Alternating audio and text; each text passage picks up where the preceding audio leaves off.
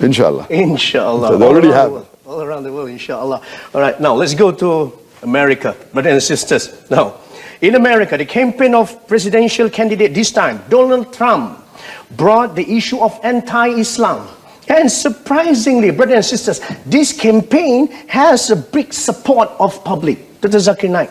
So, what do you think behind this phenomenon? What does it indicate? No, I believe that we find that anything which is popular, they do have enemies. Yeah. And Allah says in the Quran that every prophet had enemy. And Muhammad Sallallahu Alaihi Wasallam, being the last prophet, will always have enemy. So I feel that people like Donald Trump, they prove the Quran right. Allah says in Surah Furqan chapter number 25 that there will be an enemy for Muhammad Sallallahu Alaihi Wasallam. And since Muhammad Sallallahu Alaihi Wasallam, his message is going to be till eternity, they are bound to be critics and enemies of Islam and of Prophet Muhammad. So these people are proving the Quran right. Because in spite of all these things, Islam is spreading. Allah says in the Quran, in Surah Imran chapter 3 verse 54, Allah says, Makaru makarallah wallahu khairul makirin. They plan and plotted, Allah too plan. Allah is the best of planner. If you see after 9/11, the media war on Islam and throughout the world, normally people should think that now Islam should perish, na'uzubillah. They cannot. But we find that more people want to know what kind of religion is this.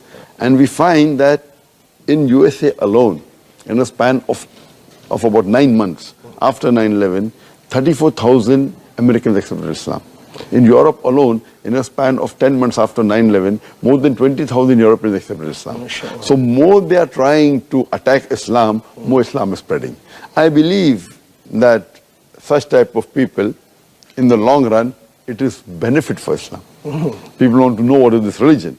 And whenever people attack Islam, and you find that in the long run, it benefits Islam. All right. That's fantastic. Now, Dr. Zakir Naik, do you agree if I say that now Muslims are caught up with efforts to restore the image due to Islamophobia campaign in the West? So because of this, they forget to promote noble values of Islam. Yes, I do agree with you. Yeah. Many a time we Muslims being emotional, we fall into the trap. For example, we know what happened in the Danish cartoons. Yeah, Danish. It is wrong what they did. We found that most of the Muslim organization, they left everything what they were doing and they were concentrating on that. They were protesting. Fine, we should protest. But that doesn't mean that we stop our activity. So if an organization was suppose doing 100 points work, they focus all their attention on replying to the Danish cartoon, and out of 100, they only do 5 points work. So imagine if all the organization do that, it will be a loss for the Muslim Ummah. What we require, there should be specialized organization to take care of this. And I've given a talk on this, how this should be dealt. What we do, we become emotional. Fine, we disagree with it. But don't become so emotional that whatever positive work you are doing, you also stop that. So if he is attacking Islam, we don't leave everything. You leave everything and you only go and reply to that. I mean, for example, as I told you earlier, that anyone, they're bound to be criticism on him. I mean, for example, if you go on the Google and if you type my name, there'll be about approximately 15 million websites which has my information. I would say approximately 50 to 20% would be against me. So when a person gets popular, there are bound to be enemies. Initially, I had a perception that when anyone gets popular, the percentage of enemy remains the same. For example, if there are 100 followers, then 1 is the enemy. If you have 1,000 followers, then 10 is the enemy.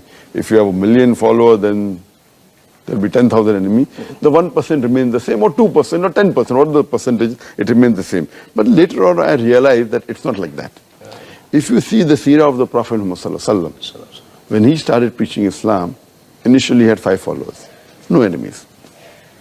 It became 50, 100, no enemies. When it started increasing, then the enemies started appearing. Today, the most popular human being in the world is Muhammad Sallallahu Alaihi Wasallam. Even according to Michael H. Hart, even according to non-Muslims, the most influential human being in the world is Muhammad Sallallahu Alaihi Wasallam. Today, if we know that there are about 8 billion Muslims. And maybe another 100 more million, maybe non-Muslims who may be liking Muhammad sallallahu alaihi wasallam. You can say 2 billion Muslims who may be liking Muhammad sallallahu alaihi wasallam. But those who are against Muhammad sallallahu alaihi wasallam will be more than 2 billion. Yeah. So because of the popularity, then the percentage of enemies keep on increasing. Yeah. Here's a question I read in